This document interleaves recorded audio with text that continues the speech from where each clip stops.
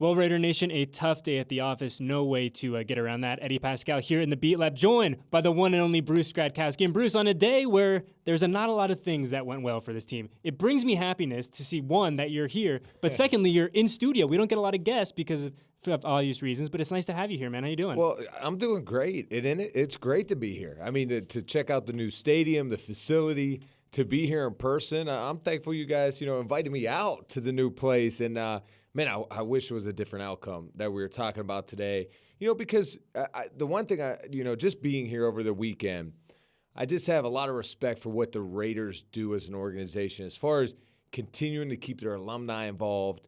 Once a Raider, always a Raider.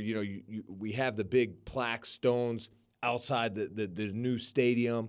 And that's cool, man. I mean, yeah, I think it's cool. But for me to be able to send that video to my wife or my parents and they get a kick out of it, show our kids, I mean, that's where it's cool, And, of course, as a competitor, you always want to do more and have more success or wish I could provided more to the Raiders during that time. But it's just awesome to be out here. And, of course, yeah, today, man, I wish it was a different outcome we were talking about. But that's the adversity of this league. You're going to have some of these games the worst feeling as a player and a coach is going through a game like today, and you got to battle back and bounce back from this. And speaking of battling back and bouncing back, the Raiders have to do that in a quick way. They play now on a short weekend, fly back to Vegas tonight, then fly back to Cleveland on Friday as they get ready for their next game against the Cleveland Browns. But Bruce, the end result here, 48-9, not good, no good, no matter how you kind of cut it, a tough day at the office. So let's just start here at the beginning. The very first play from scrimmage, Josh Jacobs' fumble, recovered by the Kansas City Chiefs, touchdown, 7-0 before you even really blink your eye. Before Patrick Mahomes has a chance to even touch the football, you're playing from behind. And I'm curious, we were kind of talking about this in the studio earlier, but you know that going into a game, your first X amount of plays are scripted, right? You know what the game plan is. You know kind of what you want to establish in that first, second series, whatever it is. When you have a situation like we did today, where that first play goes completely awry, do you stick to the script most times? Do you throw it out, or do you kind of stay consistent and kind of attacking that? I mean, that early in the game, you stay consistent. I mean, and you pointed out, it's perfect. You can't spot Kansas City 7 points without Mahomes being on the other end of acquiring or making. Didn't even touch the ball. He didn't touch the ball. The last time he touched the ball was during pregame warmups, and then he's like, "Oh, great, 7-0, that'll work." And there's no better feeling if you're Patrick Mahomes being on that side of it, knowing, man, our defense just scored. So with the Raiders spotting them 7 points, it's just tough. But yes, you stay consistent. You don't change to the next series. You just have to, hey, it was a tough break. We got to bounce back and move forward. But it was just a snowball effect the rest of the day. Yeah, I mean, the Chiefs go up 7-0. The Raiders get the ball back. They're not able to put any points up on the board. And Bruce, one of the constant themes of this year, specifically for the, I guess on offense, obviously, is the slow starts. It's something we've talked about a lot, unfortunately. Even in the win sometimes we've talked about, hey, it took this offense a little bit of time to get going, to get gas in the engine, to be who they are. And we've seen at times, I mean, we look back to Thanksgiving just a few weeks ago, and Derek Carr and the boys looked unstoppable. Yeah. They look very much like what we thought they were going to be. But then you have days like today, and unfortunately those days have been more prevalent than we'd like. So I'll ask you a question I've asked a lot of folks that know a lot more football than I do. Is there a simple remedy to starting faster for this team? That's tough because every team wants to start fast. I mean, offensively, you want to get in a groove, get in a rhythm. You try to change it up week in and week out. Sometimes it's like, hey, can we establish the run? Let's get some screen passes. Let's get our quarterback in a rhythm early. So you try to do that. It's just tough because all of a sudden, if you have a drop pass, if you have a penalty, and it pulls you back, now you're behind the chains. Now you kind of come off script. Now you're not. So much plays into it to try to get in that rhythm early. But I ultimately think it comes down to those penalties, the turnovers, and things of that sort where you can't get into a rhythm. Now all of a sudden a 3 and out. Now you're on the sideline. And there's a few times in that first half, a 3rd down and 5, you have to convert that, especially how the game has gone early. You have to find a way. I'm not saying it's a play call. I'm not saying it's this or that, but it's just someone has to be the guy to make the play, whether it's a tough catch, whether it's a tough throw, whether it's Carr scrambling and running for it. Someone has to be that guy to make a play when things aren't going well for your football team. And today, the Raiders just couldn't find that especially in the first half and really all game. I mean, we talk about that first half and the turnovers and the missed opportunities. In the first half alone, Bruce, the Chiefs had 21 points off of turnovers. Yeah. And look, we kind of laughed earlier this season and we're like, oh, maybe the Chiefs aren't the Chiefs of old. But now you fast forward to week 14 and that offense, that high-flying offense, is playing an incredible brand of football. And whenever Patrick Mahomes is doing his thing and he's right, and he looked very right today as I look up his numbers right now, you cannot give them 21 free points. Yeah. You just can't do it. It is not a feasible way to win football, especially on the road. Well, and Mahomes was just very efficient today. I mean, 20 of 24 for 258. Yeah. Like, just a clean game. But I keep going back to it was third down conversions early on where the Raiders couldn't get the first. On the flip side, Mahomes in that offense, if the Raiders defense did get a stop, there's a flag. There's a penalty, defensive holding, pass interference. And now you can't give Mahomes a new set of downs by a penalty. And that's what's tough. And look, it's not easy because if you're out there on the field and you're trying to keep up with Tyreek Hill, you panic at times, right? Because you feel his speed and his quickness, and you have a tendency to grab. And so just, a lot played into today with penalties and so forth like that. Offensively, not being able to convert on third down when they had to, when you want to keep drives alive, or at least get something going in that first half to score. And then on the flip side, just you can't give Mahomes a new set of downs with penalties. And I'm just looking at the third down numbers here, Bruce. The Raiders, to your point, 4 of 11 on third down. That's 36%. The Chiefs, on the other side of things, 9 for 13, so coming in just under 70%. I mean, as a quarterback, and I'm sure this is kind of a subjective question depending on who you're playing for, the system, all that kind of stuff. Do you go into a game, into a season, whatever it is, with a goal of, hey, I want to be X% on third down? Yeah, no, absolutely. It's usually around 50%. I mean, honestly, it might even not be that high. But, a lofty goal is, hey, we want to be 50% on third down. You have to be a good third down team. And it's not just third downs, right? How are you a good third down team? Well, you got to be good and be good at managing down and distances, right? You can't be in third and longs all the time because, you're probably not going to be a good third down team. You have to stay in a third down and manageable. Today, look, the Raiders got the Chiefs behind the chains a few times. It was third down and long, but then a penalty arises, gives them a new set of downs. Mahomes, though, he's so good, too, with using his legs on third down, and that's what's tough. I see it around the league a lot with quarterbacks. That's backbreaking the defense. The coverage is good. You got everyone covered down. All of a sudden, the quarterback scrambles for a third down and 5 and gets it, and it's like, just a backbreaker to a D. But, just not a good day. Not a good day. I mean, it's interesting, too. We're talking about how dynamic Mahomes is and how good that offense is led by Andy Reid. And there's a big difference. And look, I'm certainly not an X's and O's mastermind, but there's a big difference between having that team in 3rd and 8 and then all of a sudden, to your point, penalty. There's a huge difference between 3rd and 8 and 3rd and 3, isn't there? For sure. No, absolutely. Because his play call, Andy Reid now, you look at his play sheet, 3rd down and 3, you could call anything. You could call a run. You could call a shovel pass. You could call a screen pass. You could call a throw downfield. So he really has everything. 3rd down and 8, a little tougher. So it was just tough sledding at times today. I do want to – you do have to take your hat off, though, to the Chiefs. Yeah. Because some of those plays, even the Renfro, he caught, a few of those balls. I mean, they're punching that football out. I mean, it was really good defensive plays. So, yes, I know we're thinking about the Raiders and all maybe the mistakes and turnovers, but, man, the Chiefs did a good job creating those turnovers, punching the ball out, being around the football, rallying around it, and they just played with that kind of tenacity today that just separated them. It just really never made it a football game. I think you brought up a great point, too, where you look at Hunter Renfro's day today, 13 catches, 117 yards with a touchdown, another incredible performance by him.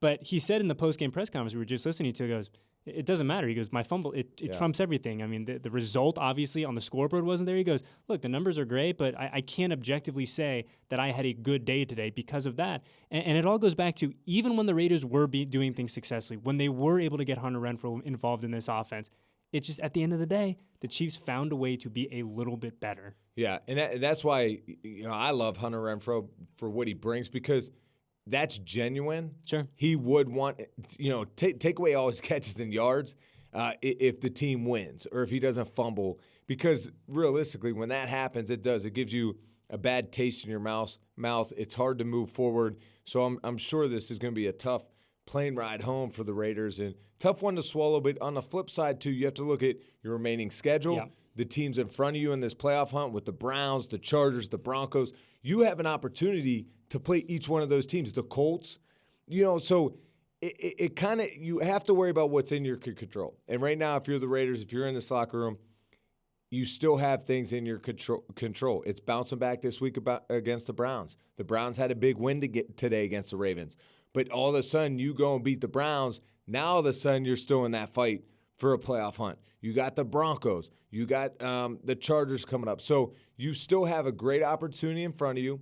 You're a professional. You have to take care of your business and go from there. So really, you kind of you want to get this bad taste out of your mouth. It's probably good that it's a quick week. Get back to practice fast and just get back after, because this wasn't the Raiders football team that we know and that we can expect. They're better than that. And you're missing Waller, which hurts. Mm-hmm. There's some other key guys out, and you don't want to make excuses.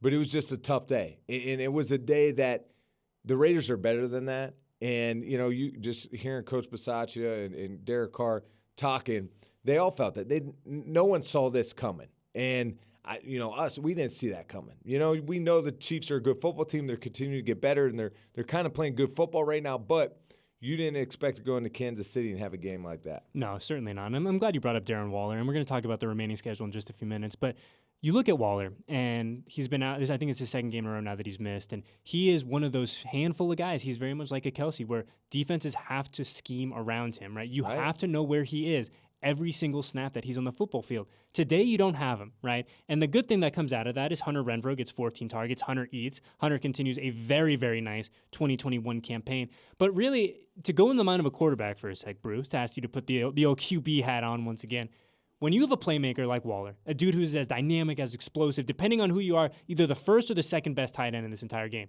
not having him out there on a road game in a very hostile environment, what does that do to the way that you can attack a defense? Well, it's tough because Waller, you can attack a defense many different ways with him. You can line him up inside against linebackers down the middle of the field. You could spread him out, have him one-on-one outside. So he's so dynamic in that sense. And to your point, you do it as a defense. You have to strategically plan against the Raiders' offense differently when Waller's out there, because now you might have to take two defenders out with him. What's that do? That lightens the box. You might have better opportunities to run the football. You might have better matchups one-on-one for your other receivers. So it's tough sledding in that sense. Injuries are tough. It's a part of the game, and you need other guys to step up when that happens. And I go back to the point. You need guys to step up. Someone in those moments when the game's not going good, someone has to make a jolt, a spark to the football team and make a big play. And it was tough today. It just was. And it's just tough not having Waller out there because he's just a key part of that offense. Who was that guy for you when you were playing? You talk about that and having that player who when this team or an A team needed a jolt, they needed that infusion of energy. You know who that guy is going to be. Who's your guy? Well, it just depends because every game's different. Sure. It could have been a defensive turnover, a sack fumble, an interception. It could have been, a simple quarterback scramble and run on a 3rd down and 5 and pick it up. It could have been a receiver making a tough catch. There's early on in this football game, there was a 3rd and 5. Carr was throwing a crossing route underneath, whether the ball is a little out in front and too fast of a pitch, or the receiver just dropped it. But in that situation, they have to connect there. Mm-hmm. Because if you get the first down, now the defense is like, okay, cool. We got a new set of downs. Go back on the bench, sip Gatorade, and get ready. If you're the offense, play caller, cool. It's first down. What's my first down play? Then you start getting a little more aggressive. Greg Olsen, it's hard calling plays when you're 3 and out, when you can't really get a drive going. All of a sudden you run on first down, you don't get much. Now you're sitting at 2nd and 10. Those are hard play calls for an offensive guy. So it just, you need guys at times, and it's not really one specific guy. Mm-hmm. There could be a guy, when I'm in Pittsburgh, Antonio Brown, Big Ben, Le'Veon Bell. Those were guys when we needed some, they would light a spark on the team, make a big play. Back in the day, Troy Polamalu, defensively. So it's just key guys, defense, offense, even special teams, lighting that fire and Just no one did it today. I think that by and large, Ole's done a really nice job since taking over the play calling duty. And we've talked about this a lot, that he was essentially thrown into this role. Like every other coach on this team, their role changed, pretty early on in this season. But, you're down 35-0 before you really know it. And I feel like at that point, it's hard to really, we talk about having everything access to everything on your play sheet. You're down 35-0. You can't establish a run anymore. That has gone away. The chance to do that has gone away. And you look at Josh Jacobs' line from today, carried the ball 9 times for 24 yards. And I know that in an instance like today where you have to play catch-up, where you got to go, where you need points and you need points in a hurry, you have to get away from that running game. But is there ever a chance for you in this situation, understanding that today was very unique, to kind of have balance? Is it possible to have balance when you're chasing his points as much as you were? It's really tough. Because you're chasing from behind the whole time. You can have some sense of balance, but now you got to go. You have to be quicker tempo. You got to push the ball downfield a little bit. But also you do, like, in those moments when you're down so much, it's tough because you feel like as a quarterback you have to get it all on one play. But you have to remind yourself, no, we just have to establish a drive. We have to get some points. We got to march down the field, however that may be. If it's taking the check down, if it's calling a draw, if it's pushing the ball downfield. So you still kind of have to run your offense and not, but it has to be quicker. You have to, gain more points because you're down by so many. So you can have some sense of balance because if you're throwing more being down, now that opens the running game up. You're spread out a little bit more. It was just tough sledding today. It's tough, and I'm glad that we have you here today because this is a question that me as a former player, I can't answer, right? You end today 48-9. The team's probably on the flight by the time this comes out in just a few hours, flying back here to Las Vegas. And I feel like there's a bit of a duality to it, right? Where today was a bad day, objectively a very bad day. But at the same token, it's one day of 17. Right. So how do you move on from a game like this, understanding that we got to fix things and we got to fix things in a hurry, but it's also 1 of 17 and we still got 4 chances left? That seems like a very unique space to live. Well, it's tough because I'll tell you what, the hardest days are Mondays when you have to watch that film and you have to regroup and you have to push forward, and because there's mistakes out there you've made, and especially, look, every player, every coach on that flight, you don't feel good. You didn't play your best ball. You didn't coach your best ball. And how do you move forward? But that's the name of our game, honestly. I mean, you have to handle the adversity, the ups and downs, and the team that handles the adversity the best is usually the team that's standing with the Lombardi Trophy at the end of the year. I mean, you look at what some teams go through and handle the highs and lows. And quite frankly, look across the table with the Chiefs today. I mean, that's a team that early on in the season, everyone's just, Mahomes isn't playing well. Man, this Chiefs offense looks awful, this and that. They weather the storm. They don't kind of listen to the outside noise, and they stay focused. I think right now, if you're the Raiders, if you're in this locker room, now it's, hey, let's focus back in. All we can control is this next opportunity against the Browns. Realistically, we got to put this one behind us. It was sloppy. It was ugly. We're better than that. So let's just move forward. We have some good opportunities coming ahead, but we can't worry about all that. We have to worry about it one day at a time, and that's putting the work in at practice. In games like this, help you kind of have more of a sense of urgency during practice. Not saying the Raiders don't, because with what Derek Carr does, I know he's a professional. He works hard. I mean, they're not going out to practice slacking around or anything like that, but you still do after a game like this on a Wednesday, Thursday, you have more of a sense of urgency because of you want to get that bad taste out of your mouth. So you can't wait to hit the practice field. So I think that'll be a good thing for the Raiders this week to get back to practice quick and fast and have a short week. And then going to Cleveland, it's going to be a tough game, but it's one they could win. I mean, we've seen how good this Raiders football team can play at times. I mean, there's a reason Derek Carr has the most big-time throws for us at Pro Football Focus. He's a top grader for us, top 10 grader, passing grade this year for us at PFF. I mean, talk about 10 to 19 yards downfield, play action pass. So the guy's playing good football. He's won big games against Dallas on Thanksgiving. So those were some points I was waiting to see from Carr this year. He was pushing the ball downfield, making good decisions. He's won big games at times. So you can't panic after a game like today. It's tough. I know it's tough, especially as fans. But you just got to regroup. You got to move forward. and take one step at a time. You know, and we heard from Rich and Derek today, and both of them said candidly, like, we didn't see this coming. We had a good week of practice. But Rich in particular said Thursday was a really, really good practice because I felt good about Thursday's work, Friday, and off we go. And so to your point, you do have to regroup. You have to figure out, hey, what's working, what's not working? How do we establish and return to who we want to be? Because to your point, we got 4 games left. As crazy as it is, there's almost a quarter of the season left. Yeah. And as you said, Bruce, Saturday the 18th, now on a short week, you go to Cleveland. Then we go Cleveland, Denver, Indianapolis on the road, finishing it up back here at beautiful Legion Stadium against the LA Chargers. And I know that it sounds crazy to even talk about the postseason after a day like today, but that's the ultimate goal for this team, right? Derek has been very straightforward about it. Rich has been very open about it. This is what the expectation, the goal is for this group. And while right now we are on the outside looking in, this team still is going to play a lot of teams ahead of them in the standings. So you have a chance. And look, I know it's hard to erase today, right? I don't think it's going to be something that people forget about for quite some time. It's going to leave that rough taste in your mouth. But there's still a lot of football to be played. Yeah. And this team, with the way the schedule is lined out, has a chance to go do what they need to do over this last month. No, absolutely. You're not defined by your past. You're prepared by it. So they just have to be prepared by this game, and understand, look, that wasn't our best ball. And, it does stink when you come away from a good weeks of practice and have a game like this. But honestly, those turnovers, that's what flips the game so fast. Look, Josh Jacobs, he's not trying to fumble. That's his first fumble of the year. You know what I mean? So it's just tough, man. It's football. Those things happen, and it was unfortunate it happened on the first series. Boom, just like that spot, Kansas City, 7 points.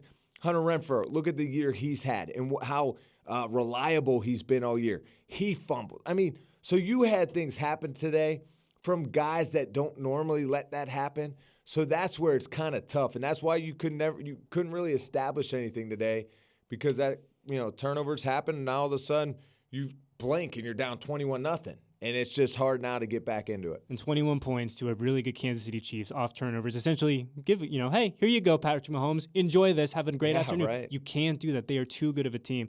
But, Bruce, I really do appreciate you hanging out. And it's so great to have you in here doing a bunch of stuff for us this afternoon. And you're doing a lot of really, really interesting PFF stuff. You're everywhere now. You're head coach. Like, how did you squeeze us into your schedule today? Hey, man. Hey, anything for you guys. I'll tell you that. Don't say that. We'll take you up on it. Anything for the Raiders. But no, I was a head high school football coach this year. I had a lot of fun with that.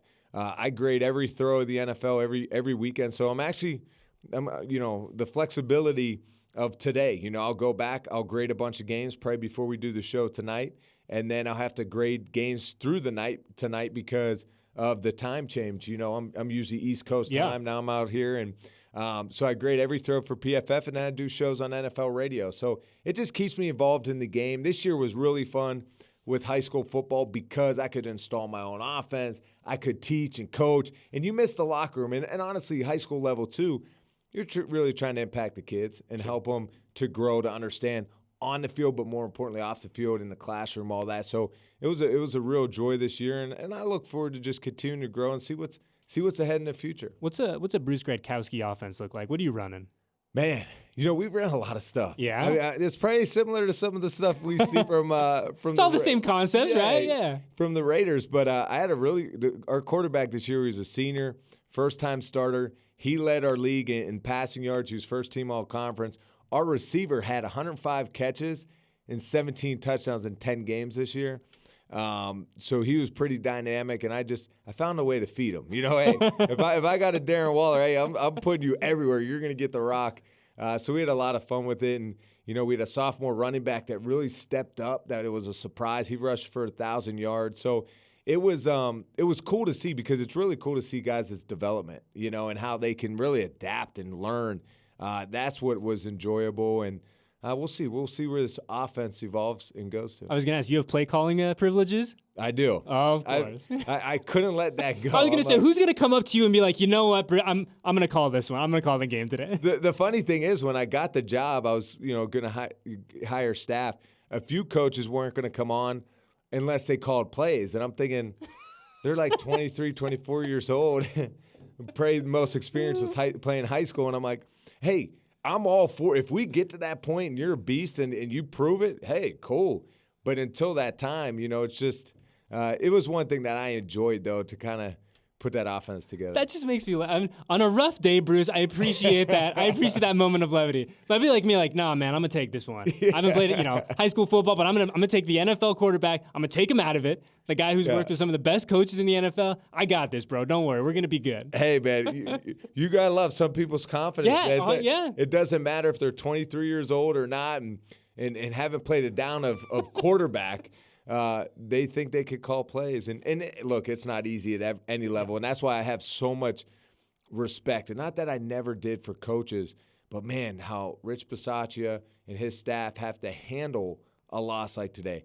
It's easy to lead during good times and you're winning, you're undefeated. It's difficult to lead during tough times. I mean, because how do you keep the guys fighting and playing? And that's one thing you don't want to see fall off. You don't want to see guys start to not play and not compete. It's about competing every day. Whether you're in a playoff hunt or not, for just being in the National Football League and getting this opportunity, you have to be a competitor. And for the coaches to continue to get that out of them, it's a tough job. It's not easy. No, certainly not. And Bruce, we appreciate you hanging out. But before we get out of here, the Raiders, if there's one thing, if you could wave your magic wand, how does this team get back to playing Raiders football in 6 days from now against a really good Cleveland Browns team? It's silly to say, but it's confidence, man. I mean, they got and compete. Like I was just talking about, you got to compete. At the end of the day, it's, the play, you're not always going to call the perfect play offensively, defensively, special teams. You need to compete. The football football is the ultimate team game. It's a beautiful thing, but it always comes down to one-on-one matchups.